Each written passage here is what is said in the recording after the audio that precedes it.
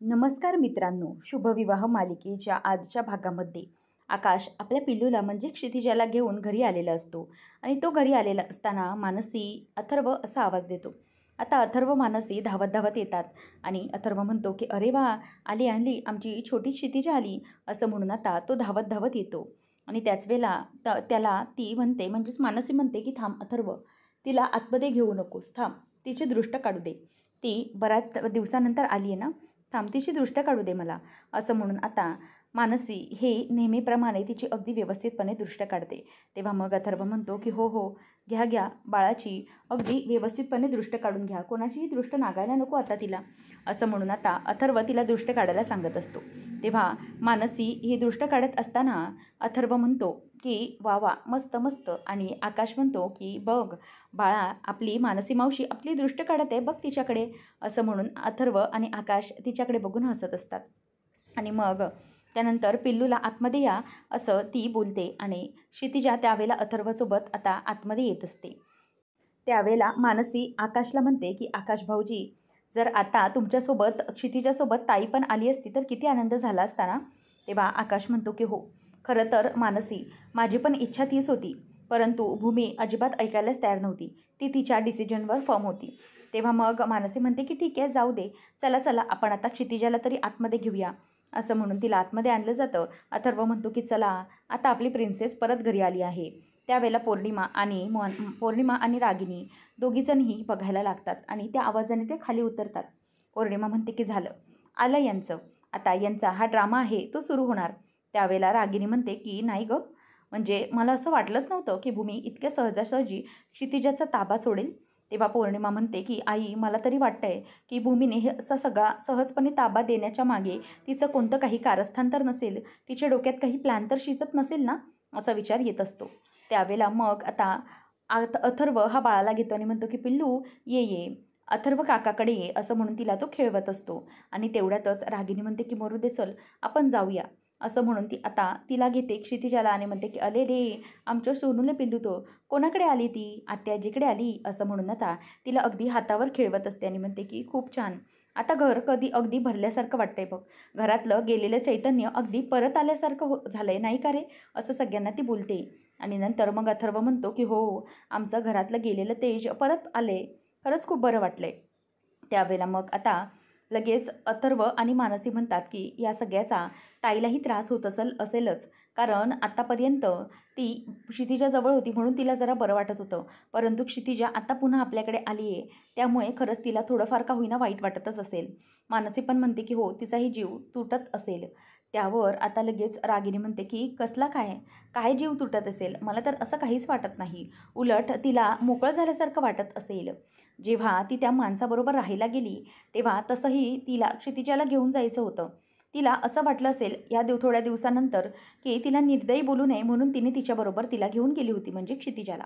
आता क्षितिजा तिच्यासोबत नाही, तिला मार्ग मोकळाच झाला असेल आणि खरं तर तिला हे बरंच झालं असेल की आकाश तिला इथे घेऊन आलाय, म्हणून तिला बरंच वाटलं असेल, असं मानसीला आणि अथर्वकडे आणि आकाशकडे बघून रागिनी बोलून दाखवते. परंतु ते तिला अजिबात आवडलेलं नसतं.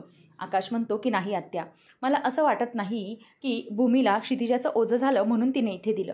खरं तर भूमीचं हे सगळं करण्यामागे कारण वेगळंच होतं आणि म्हणूनच तिने हे सगळं केलं आणि तिला हे सगळं करताना खूप त्रास होत होता, ते मला जाणवत होतं. परंतु कितीही काही झालं तरीही भूमी तिच्या निर्णयावर ठाम आहे, म्हणूनच तिने स्वतःचा त्रास होणारा पत्करला, परंतु क्षितिजाला आपल्याकडे दिलं. मी भूमीबद्दल असा विचार नाही करू शकत की भूमी आपल्या पिल्ल्याबद्दल म्हणजे क्षितिजाबद्दल असा काही विचार करेल. खरं तर तिने हे सगळं केलं आहे ते काहीतरी प्रॉब्लेममुळे केलं आहे, पण ती हे सगळं का करते आहे ते मला अजूनही कळलेलं नाही आहे. त्यामुळे आता या सगळ्या गोष्टींच्या मागे जायचं आहे मला. मी क्षितिजाला इथे आणलं भूमीपासून तोडून, त्यामागे एकच कारण होतं, ते म्हणजे की भूमीने पण क्षितिजाच्या आठवणीने इथे परत निघून यावं, कारण आत्तापर्यंत भूमी तिच्याबरोबर होती म्हणून तिला काहीच जाणवत नव्हतं, परंतु आता जर क्षितिजा इथे आहे तर ती नक्कीच तिच्या आणि माझ्या आठवणीने विचार करून नक्की का होईना परंतु इथे येईल, हेच करण्यामागचं माझं हेच कारण आहे, असा विचार ती करते. नंतर आकाश म्हणतो परंतु माझ्या बाळाचं किती दुर्दैव आहे, तिच्या नशिबात आई बाबा दोघं कधी येतच नाही. तेव्हा मग पौर्णिमा मनात खुश होऊन म्हणते की मग असंच होणार आहे, तुम्ही जे केलं आहे ते तुमच्या बाळालाच भोगावं लागणार आहे. मानसी म्हणते की हो ना भाऊजी, बिचारी जेव्हापासून या जगात आली आहे तेव्हापासून तिच्या मागे कसलं काय लागलं काही कळतच नाही आहे. अगोदर तर दुसरीकडे होती, त्यामुळे तुम्ही दोघं तिच्यासाठी भांडत होतात आणि आता ती तुमच्या दोघांकडे आली तर अगोदर तिच्या नशिबात आईचं प्रेम होतं, तर आता तिच्या नशिबात फक्त बाबाचं प्रेम आहे, असं म्हणून आकाशलाही आता वाईट वाटत असतं. आणि नंतर इथे संकर्षण हा रडत असलेल्या भूमीकडे बघत राहतो. भूमी तिथेच बसून रडत राहिलेली असते, त्यामुळे त्याला खूप वाईट वाटत असतं. आता इथे भूमी ही रडत असताना संकर्षण तिथे येतो आणि विचार करत असतो की बिचारी किती त्रास होत असेल तिला. आपली लहानी तानी बाळ तिच्यापासून हिरावली गेली आहे, त्यामुळे तिला किती त्रास होत असेल ते तिचं तिलाच कळत असेल, असं तो आता बोलत असतो. आणि नंतर मनात विचार करतो की हे सगळं खरं तर व्हावं असं मला वाटलं नव्हतं, असंही तो बोलतो. तिचं दुःख हे तिलाच कळेल, तिला एकटीला रडून घेतलं पाहिजे ढसाढसा, असं तो मनातच बोलत असताना तिथे आता ओजस धावत धावत येतो. आणि ओजस आल्याबरोबर त्याचं लक्ष हे रडणाऱ्या भूमीकडे जातं. आता तो विचारतो की ही कशाला रडत आहे, त्या का रडत आहेत, असं विचारतो. त्यावेळेला मग आता संकर्षण त्याला अगदी प्रेमाने उत्तर देतो. भूमी रडत असल्यामुळे का होईना, परंतु ओजसने पहिल्यांदाच आता संकर्षणशी संवाद साधलेला असतो, त्यामुळे त्याला बरं वाटतं. ओजस म्हणतो की त्या का रडतायत.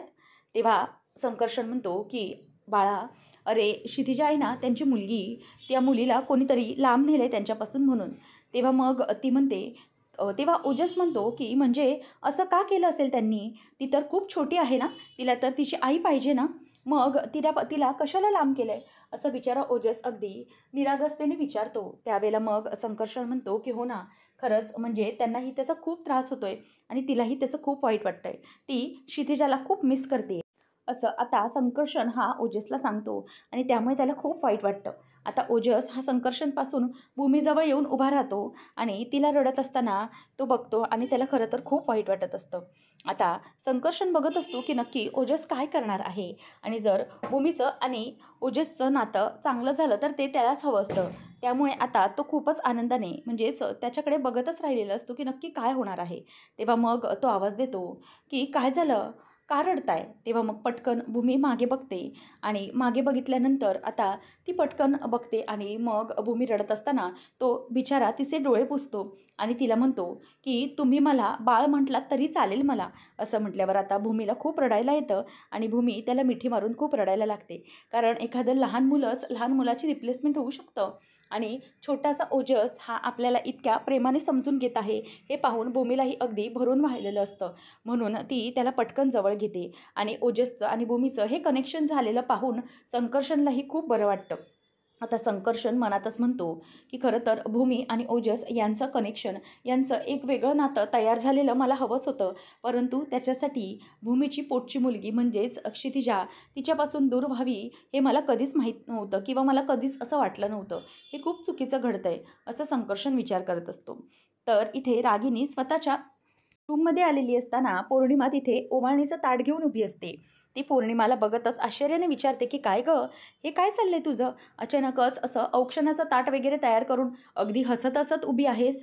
नक्की हे औक्षण कोणासाठी आहे, काय हे नक्की, असं ती तिला विचारते. तेव्हा पौर्णिमा तिला सांगते की आई, अहो मला औक्षण तर करायचंच आहे म्हणून हे ताट तयार केलं आहे, आणि ते औक्षण करायचं आहे ना ते मला तुमचं तयार करायचं आहे, म्हणूनच मी इथे झाले ना तुमच्या रूममध्ये.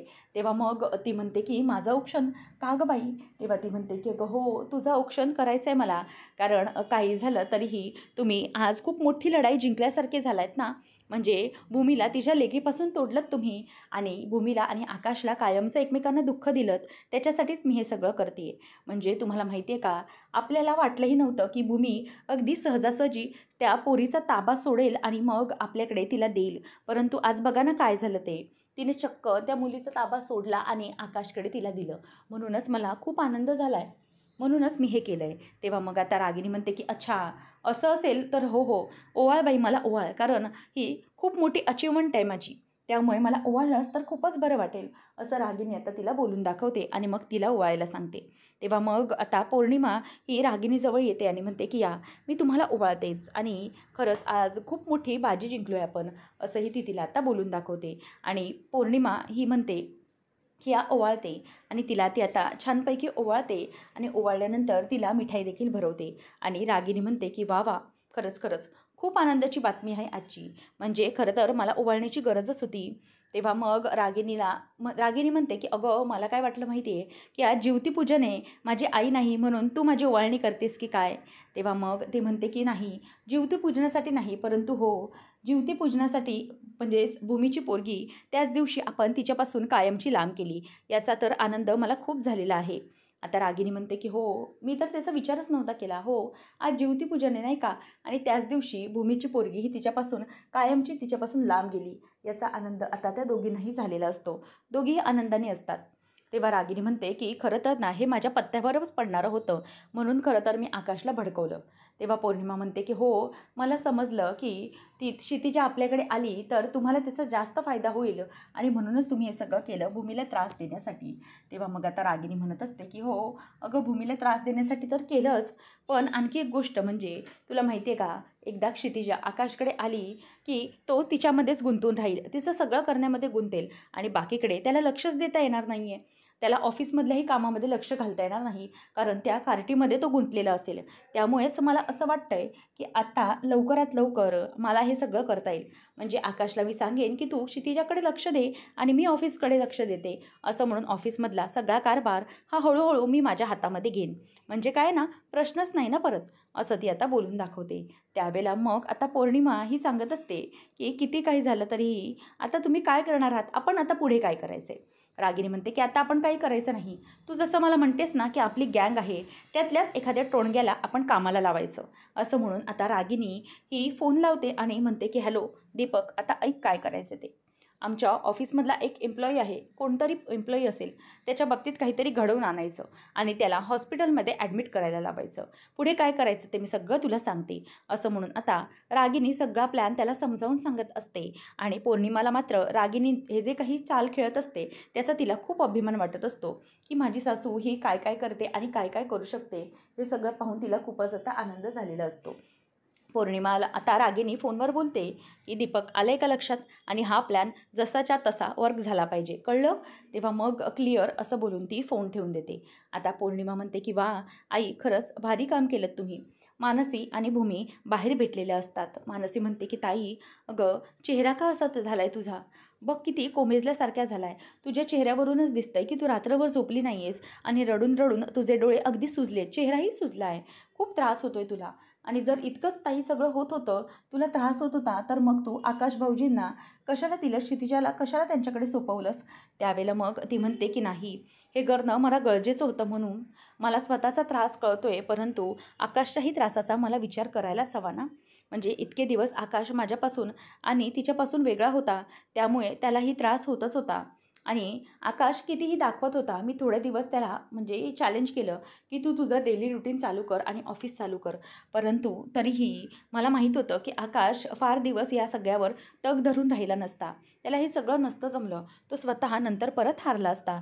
त्यामुळेच मी हे सगळं केलं आणि त्याला मुद्दामच या सगळ्याचं मोटिव्हेशन मिळावं म्हणून मी हे सगळा प्रकार घडवून आणला." असं भूमी तिला सांगत असते. त्यावेळेला मग मनू म्हणते, की "ताई, मला तुझं म्हणणं कळतंय, परंतु एक गोष्ट तुला समजते का? अगं, हे जे सगळं काही घडतंय ना, त्यामुळे एक मोठा प्रॉब्लेम होऊ शकतो. ते म्हणजे की आता रागिनी या सगळ्याचाच वापर करून घेऊ शकते." तेव्हा मग ती म्हणते, की "हो, मला माहिती आहे बाळा, की हे सगळं होऊ शकतं. परंतु मला आता हेही समजतंय, की रागिनी आत्या मुद्दाम या सगळ्या खेळी खेळायला सुरुवात करणार. म्हणून तर त्यांनी कस्टडीसाठी क्लेम करायला आकाशला सांगितलं होतं. आता त्या काय करतील, आकाशला क्षितिजामध्ये गुंतवून ठेवतील आणि स्वतः मात्र ऑफिसला जायला त्याचा ताबा घेतील. परंतु मानसी, तू या सगळ्यावर अगदी जातीने लक्ष घालायचं आहेस. काही झालं तरीही आकाशला ऑफिसपासून लांब ठेवायचं नाही.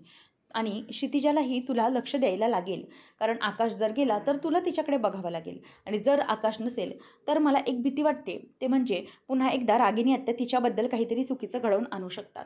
तिचं अपहरण किंवा काही गोष्टी पुन्हा तिच्या बाबतीत घडतील." मानसी म्हणते, की "नाही, नाही, असं मी होऊच देणार नाही." तेव्हा भूमी म्हणते, की "हो, तुलाच या सगळ्यात अगदी क्षितिजावर डोळ्यात तेल घालून लक्ष द्यायचं आहे. इकडची काडी तिकडे होऊ द्यायचं नाही आहे. तुला अगदी आता बारीक लक्ष ठेवावं लागेल. क्षितिजा तिथे आली आहे म्हणून. काही करून तिला कुठल्याही प्रकारचा त्रास नाही झाला पाहिजे आणि रागिनी आत्यांवर आणि त्या पौर्णिमावर अगदी बारीक लक्ष ठेव." तेव्हा मग ती म्हणते, की "हो ताई, तू काळजीच करू नको. क्षितिजाची मी अगदी व्यवस्थित काळजी घेईन आणि ती आपली मुलगी आहे, त्यामुळे तिला कुठल्याही प्रकारचा त्रास मला होऊ द्यायचा नाही." भूमी म्हणते, की "हो, रागिनी आत्या अशा अनेक चाली खेळू शकतात, म्हणजेच आकाश नसतानाही किंवा असतानाही. त्यामुळे तुला लक्ष द्यायचे, आकाश ऑफिसला गेला पाहिजे आणि क्षितिजावरही तुला अगदी व्यवस्थित आणि बारीक लक्ष ठेवलं पाहिजे. मानसी आता खूप वेळ वेगळी आहे, हे सगळं त्या मुद्दाम घडवून आणू शकतात आणि आकाशला कायमचे या सगळ्यामध्ये अडकवू शकतात. म्हणूनच तू आता हे सगळं बघ, म्हणजे आपल्या पिल्लूवर व्यवस्थित लक्ष ठेव. तिला काही हवंय काही नको. आणि दुसरी गोष्ट म्हणजे हे पेनड्राईव्ह. ती म्हणते की ताई तुला यात काही पुरावा सापडला? ती म्हणते की हो सापडला.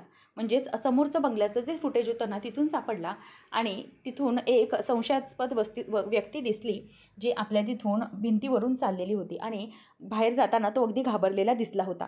त्याच्यावरूनच मी अंदाज बांधला आहे की हे जे काही घडलं आहे ते त्यानेच घडवलं आहे आणि मग त्या व्यक्तीला आपल्याला शोधायचं आहे. एक काम कर, हे पेनड्राईव्ह ना तू गायकवाड सरांना दे. माझं त्यांच्याशी बोलणं झालेलं आहे.